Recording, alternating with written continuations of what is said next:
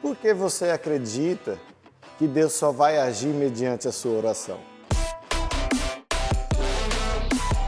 Essa é uma pergunta que é bem perigosa. Se a gente pensar no seguinte aspecto, então eu só vou orar para Deus fazer as coisas, ou eu vou orar porque Ele espera que eu ore. Quando nós olhamos para essa satisfação nossa em achar que Deus vai fazer as coisas só porque nós estamos orando, eu quero dizer para você, você tem um grande problema. E esse grande problema é porque você acredita que você pode mudar o pensamento de Deus. E esses dias eu coloquei lá no meu Instagram, fiz uma pergunta para o pessoal, e eu já peço para que você possa seguir aí também, sempre tem coisas novas lá. E eu fiz uma pergunta, né? Vocês preferem falar sobre espiritualidade bem resolvida, sobre paternidade ou liderança? E a maioria das pessoas ficou ali indecisas entre dois assuntos. Um foi espiritualidade bem resolvida e o outro foi paternidade. E hoje eu quero falar para você sobre espiritualidade bem resolvida. Quando nós falamos sobre oração, que nem eu disse aqui hoje, eu tenho que orar para que Deus faça alguma coisa, para que Deus venha agir, eu tenho que estar orando. É uma coisa bem delicada, pois nos nossos dias nós carregamos um fardo muito pesado.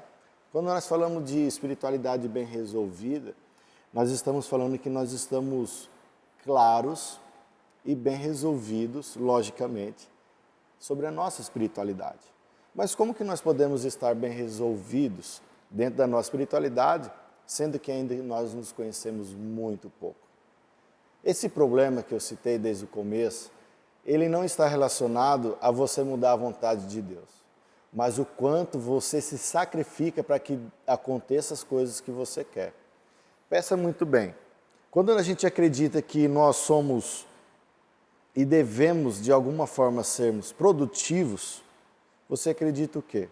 Você acredita que deve estar indo na igreja e, ao estar indo na igreja, você deve estar fazendo algo que Deus gostaria que você fizesse, porque, afinal de contas, você tem um chamado, e esse chamado tem que encaixar a sua, vamos falar assim, a sua eficácia e produtividade em todas as tarefas que você for fazer.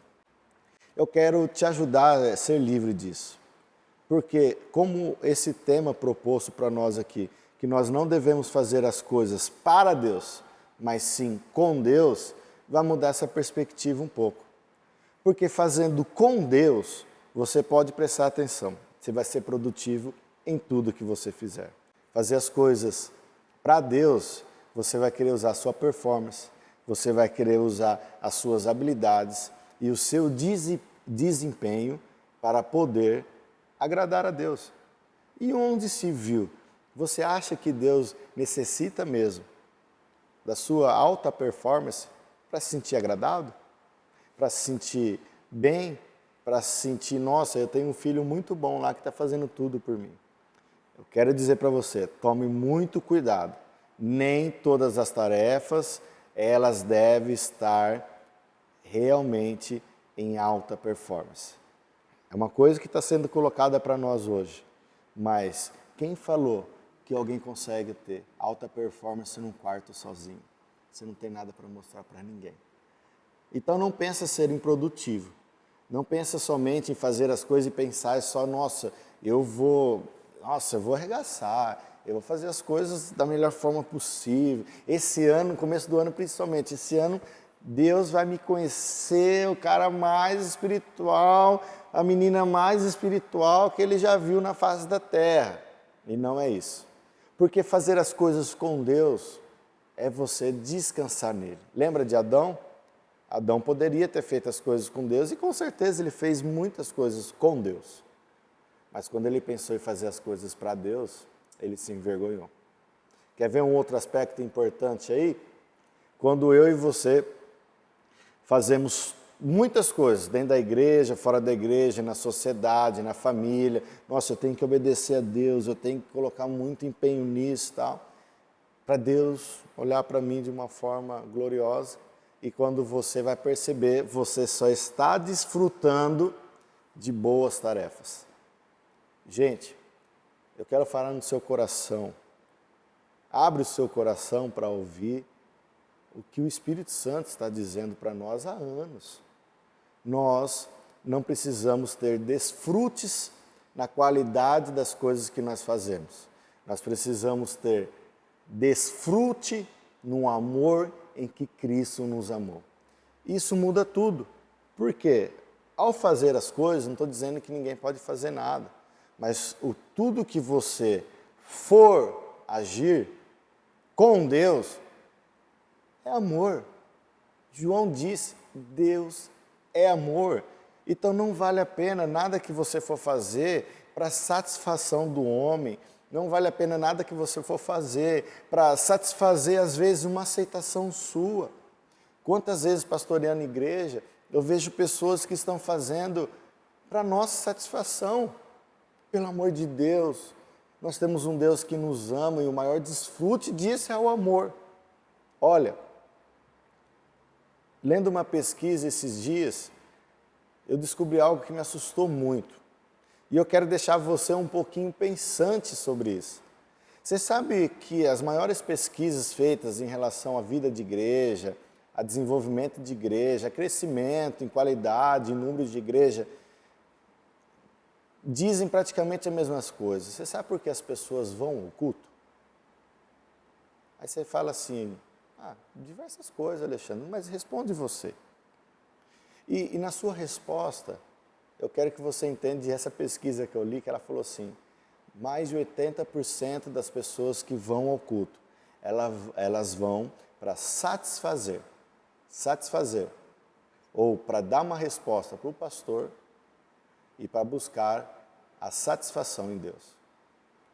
Em nenhum momento nós estamos pensando que a reunião num culto, numa igreja, seja lá qual for, é para nós nos entregarmos para a relação com os irmãos.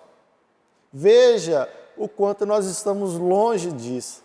E nós queremos desfrutar do quê? Sendo que o maior desfrute que nós temos é do amor por meio das relações com os irmãos. E eu anotei aqui uma outra coisa importante para ficar gravado no seu coração, que por anos, eu discipulei, eu acompanhei alguns irmãos e até mesmo a minha vida, eu achei que o seguinte, que eu tinha que fazer muitas tarefas para dizer que eu estava bem espiritualmente. Então eu lembro que até aprender muitos instrumentos musicais, eu tinha que aprender, porque eu tinha que satisfazer uma falha, eu tinha que cobrir um defeito. Toma cuidado em querer cobrir muitos defeitos, porque às vezes você acredita que você está trabalhando muito, executando muitas tarefas e acha que está bem espiritualmente. Olha, a maior métrica, a maior medida que nós podemos ter sobre saber se nós estamos bem espiritualmente é se estamos nos amando. Essa é a primeira coisa, essa é a mais linda e simples. Jesus falou que nós devemos amar o próximo como amamos a nós mesmos. E não tem como a nossa espiritualidade não estar bem resolvida se não amarmos nós mesmos. Então, executar tarefas, talvez você está cobrindo uma deficiência. Lógico, de uma comunidade, lógico, de alguma coisa. Então, como eu estava dando o exemplo, eu por diversas vezes quis aprender diversos instrumentos musicais porque eu queria cobrir uma falha da comunidade. Está faltando um violinista, vamos tocar, está faltando um baterista, vamos aprender. Até bateria eu já comprei. Quando eu percebi que eu não precisava fazer muitas tarefas para parecer que eu estou bem espiritualmente, eu descansei no Senhor. E esse é o cultivar da relação. Pois se você está bem com você, se você se ama, você está bem com Deus. Essa é a primeira coisa. Porque amando você mesmo, você vai amar o próximo. E amando você mesmo e ao próximo, você ama a Deus. Isso é maravilhoso. Uma outra coisa também, que talvez a sua espiritualidade não está bem resolvida, e eu quero deixar uma dica aqui, porque fazer as coisas com Deus é diferente de fazer as coisas para Deus. Olha, presta muito bem atenção. Tem coisas que não cabe a você fazer. Sério, muito sério isso. Porque você acha que Deus conta com você. Ele não conta com você. E Ele não conta com a sua performance. Ele espera que você seja um filho. E um filho não sabe só o que o pai faz. Um filho sabe o que vai fazer. Então, tem coisas que não cabem a nós. Por exemplo, por que você acha que ficar clamando, orando, gritando a todo momento por uma coisa específica de mudança na sua vida? Vou te dar um exemplo. Quantas vezes eu vejo pessoas querendo mudar o cônjuge? Ah, eu queria que meu marido fosse diferente. Ah, eu queria que minha esposa fosse isso, isso, aquilo. Quantas vezes nós mesmos nos pegamos? Quantas vezes eu mesmo na minha casa fico pensando, nossa, isso aí que eu acabei de cobrar a minha esposa, ou acabei de pedir para ela, é mais um desejo, uma carência minha. Não precisava fazer nada, era só descansar. É exatamente isso. Às vezes nós temos condição de descansar em Deus e achamos que precisamos fazer alguma coisa. Olha, fazer as coisas com Deus é diferente, porque com Ele, a sua esposa, o seu marido vai melhorar. Fazer as coisas para Deus, você vai cobrar a relação. Preste bem atenção, vou repetir. Quando você está com Deus, as coisas naturalmente funcionam e você descansa. Quando você faz as coisas para Deus, você vai querer a mudança de alguém. E nunca é a sua. Então não se cobre muito. Não ache que Deus vai agir porque você espera que Ele age. Se Ele não quiser transformar uma pessoa, Ele não vai fazer. E se Ele não fizer, não é porque Ele não te ama, é porque Ele sabe o que está fazendo. E estar com Ele, você descansa nesse momento. Sabe? Eu vejo que, como eu comecei falando no começo, a gente orar para Deus agir nem sempre é bom. Presta bem atenção. Pegando esse exemplo. Deus, age na vida do meu esposo, da minha esposa, ou do meu namorado, da minha namorada, ou eu não consigo entender fulano, ciclano. Ah, Deus, transforme ele. Aí você está lá orando, se quebrantando todo. Você fala tanto, tanto, tanto com Deus para mudar as pessoas que você não consegue ouvir Ele aqui do seu lado para saber o que Ele espera que você mude. Sabe por quê? Porque quando nós estamos em silêncio, o barulho que nós mais ouvimos é dos nossos problemas. Então, para ter uma espiritualidade bem resolvida, você precisa resolver problemas? Não. Você precisa estar com Deus. E estar com Deus é como os discípulos lá no barco. Tempestade, medo e Jesus dormindo. Quando você entende que você está com Deus, você está em meia tempestade, em meios problemas. E isso não te muda, porque estar com Ele é o que importa. Então não espere você fazer Deus mudar ou mudar uma circunstância mediante a sua oração. A oração nada mais é para a gente conhecer a vontade de Deus sobre a realidade do reino dele nesse tempo. Então, se você hoje ora pedindo uma transformação, se alguém tem que transformar é você. Se alguém tem que mudar é você. Mas o meu conselho, se você for para um quarto de oração, se você for para um lugar de oração, aí vai a minha crítica. E esse deve ser um corte, viu, Lucas? Porque vai a minha crítica. Lembra daquele filme Quarto de Guerra? Exatamente. Tinha uma lista de pedido para Deus. É fantástico isso, mas não a lista. É fantástico que você tenha um lugar de secreto com Deus. Mas uma lista, você tem que entrar todas as vezes com um caderno em branco. Sentar lá, ou fazer, ou orar, ajoelhado, do jeito que você quiser. E falar assim, igual o Samuel, fala comigo porque o teu servo te ouve. Essa é fazer as coisas com Deus. Porque se nós estamos com Deus, o fazer é o de menos. Se nós queremos fazer as coisas para Deus, nós vamos entrar no quarto e vamos ter uma lista de oração. Em nome de Jesus. Parem com isso. Todos nós devemos sim ter alvos, propósitos de oração. Todos nós devemos sim ter um aspecto em que nós acreditamos que Deus pode transformar e Ele vai transformar. Só que pare de fugir do real propósito. 99% é as nossas vidas em relação a Deus e não Deus em relação a nós. Então devemos entrar no quarto com um caderno em branco e fala a Deus, eu quero te ouvir. E se Ele não falar nada, você vai saber que tudo que você tem que fazer é ficar nesse lugar de silêncio. Porque Ele espera que você continue praticando isso. Que é uma prova disso, quando Jesus falou que as recompensas dos céus é você trancar sua porta e entrar no secreto, né, que tem até livro, muita gente gosta de falar sobre isso, que o Pai que está lá vai te ver em secreto. Ele não vai te ouvir. Ele não está só interessado em te ouvir. Ele está interessado em que você tenha relação com Ele. Aí você fala assim, Alexandre, mas e a oração modelo que Jesus ensinou? Exatamente. Olha lá, a oração modelo falava mais sobre o descanso de Deus em nós do que nós propriamente pedindo algo para Deus. Pai nosso que está no céu, santo é o seu nome. Olha que lindo.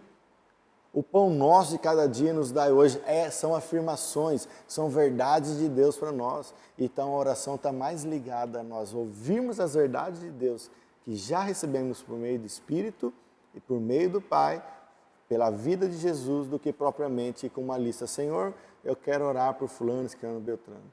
Ora sim, mas saiba assim, ó, Deus, eu sei que você tem desejo de curar, então nós estamos aqui para ser usados para curar as pessoas. É isso. E aí você trabalha com Deus. Uma outra coisa importante, que eu acho que talvez pode ser uma bomba também, você e eu não somos responsáveis em falar de Cristo o tempo todo o tempo para as pessoas, para que elas não vão para o inferno. O falar é o de menos. Paulo falou aos irmãos tessalonicenses, ele falou assim, olha, agora eu vou ter com vocês, não mais para compartilhar só o evangelho por palavras, mas sim com a minha própria vida. Então, abre mão desse negócio de achar que você tem que ser o mega evangelista de tudo. Eu brinco muito com pessoas que vão se relacionar, né? Namorar, começar um noivado e falar assim, olha, a pessoa não é cristã, ela não congrega numa igreja evangélica e tal. Eu falei assim, você tem o desejo de evangelizar essa pessoa? Sim. Então não queira se deitar com ela.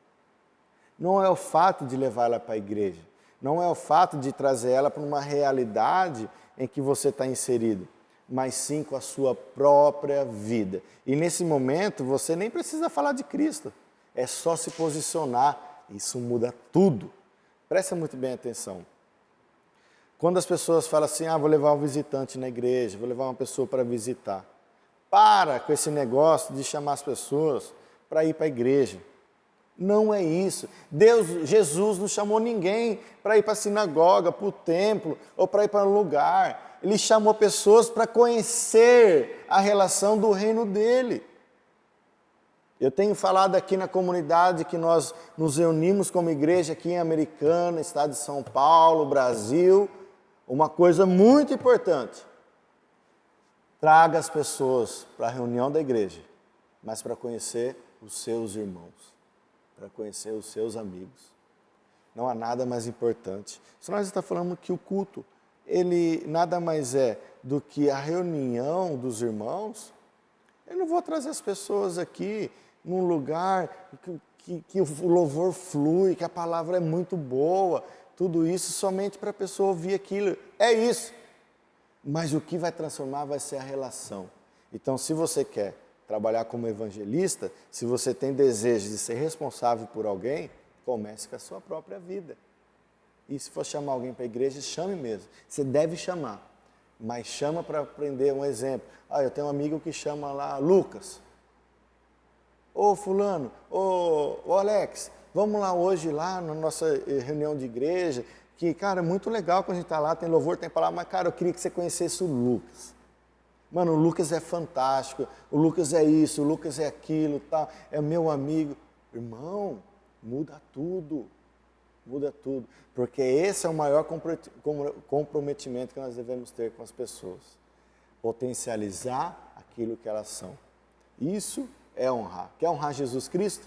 E não ficar pesado com as diversas tarefas que você acha que deve fazer para Deus, apresente os seus irmãos.